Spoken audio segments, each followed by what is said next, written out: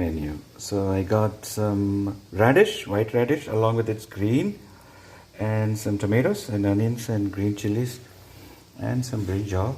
And I've already put half the onions and the lentils, the red lentils. This is called masoor dal. And I'm going to make dal with the radish and a dry vegetable with brinjal, onions and tomatoes.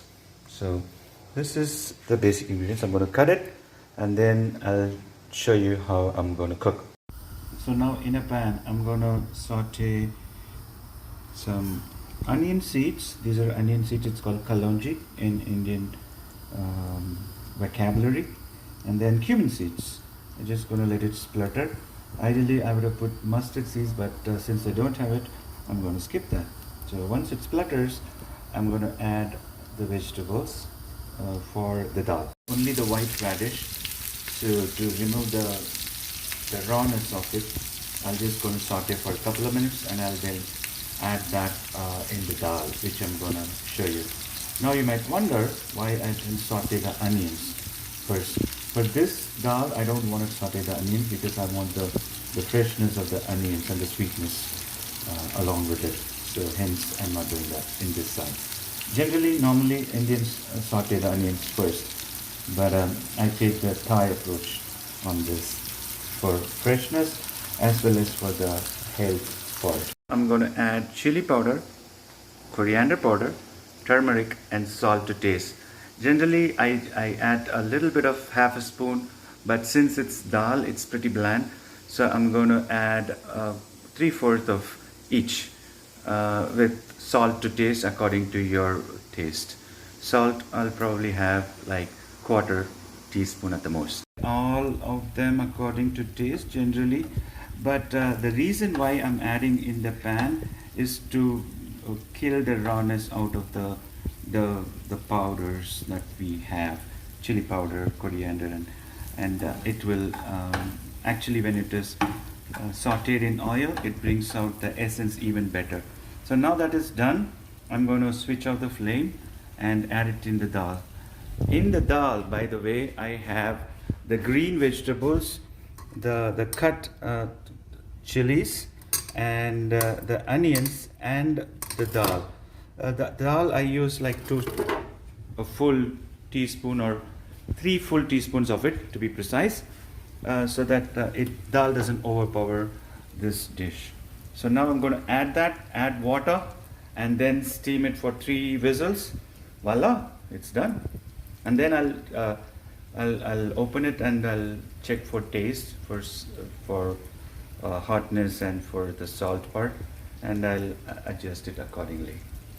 By the way, I'm going to add some tomatoes to it too, so that it brings out the sweetness of it. So that's about it for the dal. This I've just added water, and that's about it. So raw tomatoes, raw onions, sauteed radish, and raw radish greens, along with raw green chilies, with dal being washed and put in the cooker. And it's going to pressure cook for 3 whistles, and then we're going to see the results.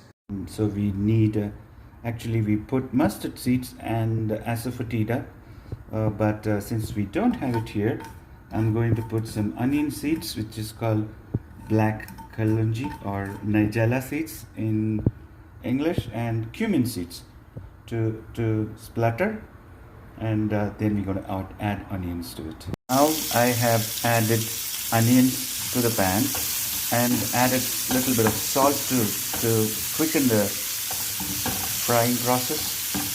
And once it's fried well, that's going to act as a base, and then I'm going to add tomatoes to it. This is for the brinjal vegetable that I'm going to make for the dal as a accompaniment. Process: turmeric, chili powder and coriander powder. I would normally have cumin powder, but since we are adding cumin as a whole seed, I don't want to overpower the vegetable with cumin flavor. But it doesn't hurt if you overpower it too, because I do like it. Now we need to let the, I've added tomatoes to it. We need to let the tomatoes cook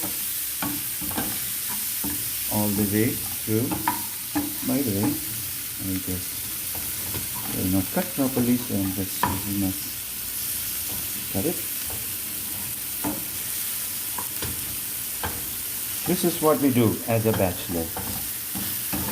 Cut the eggplant or brinjal, and it's soaked in water so that it doesn't oxidize.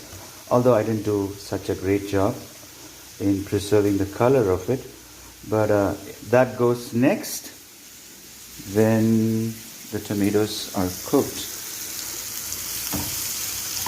Please note the tomatoes has to be well cooked for it to create that base, else this will not come together. So I'm trying to mash it so it cooks well.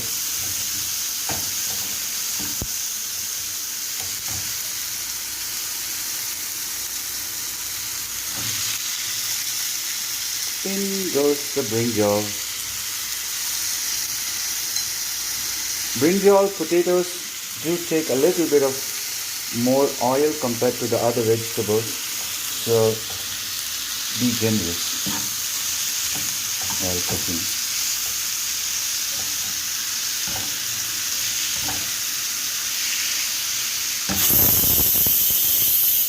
Voila. Dal's making some noise. It was in medium high for a little bit, so I want that crispiness on the brinjal or the eggplant. So I did it for some time and then I reduced the heat. Now it is almost done, and once I check for the salt, it's pretty much done. Oh, by the way, there's garnishing just left. It's ready. Brinjal fry is ready, or eggplant fry is ready, garnished with coriander. Since it was that the dal, so I just left it for like 5 whistles for that to be cooked properly, or else 3 whistles are just fine. But since I'm doing it in cooker without sambar powder and everything, I want this to be a little bit better. So I'm just gonna boil it to remove some excess water, because that's what happens when you do it in a pressure cooker rather than cooking it in open flame, you know. So I'm going to do that and then add the garnish as usual, coriander, and then it should be done.